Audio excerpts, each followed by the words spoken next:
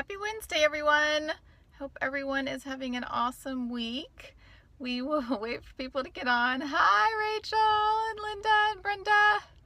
So glad you could join. Hello, hello, hello, everyone. So I'm so glad everyone's able to join. For those of you who have not yet been on my Wednesday 2-minute skincare drills, my name is Claudia Cometa. I am a pharmacist and independent skincare consultant. Aloha! Hi, Diane! And I come here every Wednesday to bring you tips and tricks and advice on achieving and maintaining the best skin of your life. Hi, ladies. So today we're going to talk about vitamin D. We haven't really spent a whole lot of time on vitamins or supplementation or dietary modifications in a while, so I figured we'd hit on vitamin D. A lot of you know that vitamin D plays a role in things like calcium absorption and our bone health, but you may not realize that vitamin D also plays a role in our skin health.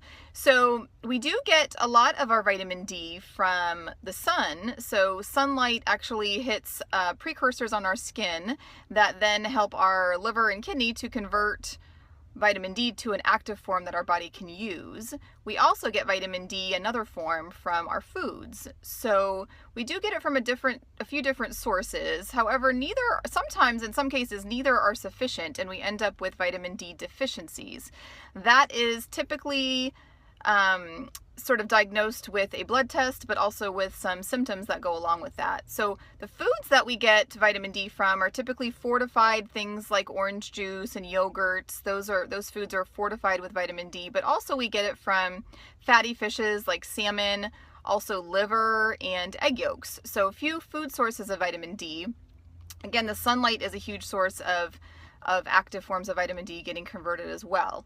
So if we are deficient in vitamin D, the way that that's going to manifest on our skin is through poor wound healing. So our wounds, any cuts or other types of wounds that are on our skin are not going to heal as well. It also results in skin thinning and sagging because vitamin D helps our cells to renew and regenerate. And so without that, or with a deficiency in that, we start to see some skin thinning and some skin sagging.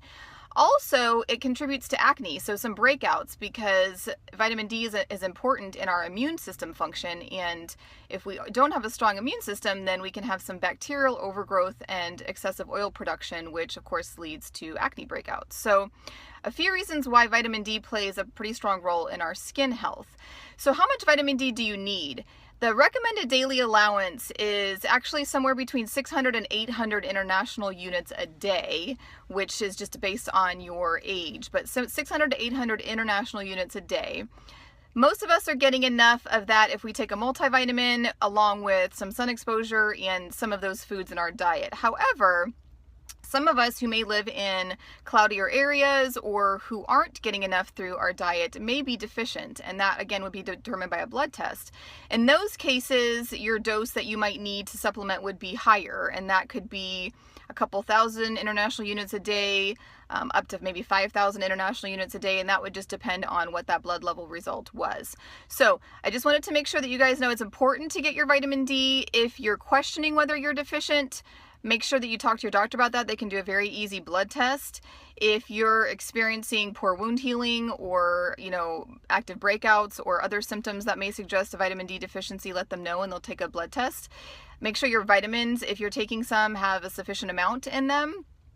And regardless of the fact that we get some from our sun, make sure you're still protecting your sun with sunscreen. Although that does block a little bit of our vitamin D absorption, it's always more important to be protecting it against skin cancer from those UV rays. So I hope that was helpful. I hope you all got some value from that, and I will see you again next Wednesday. Have a wonderful, wonderful week.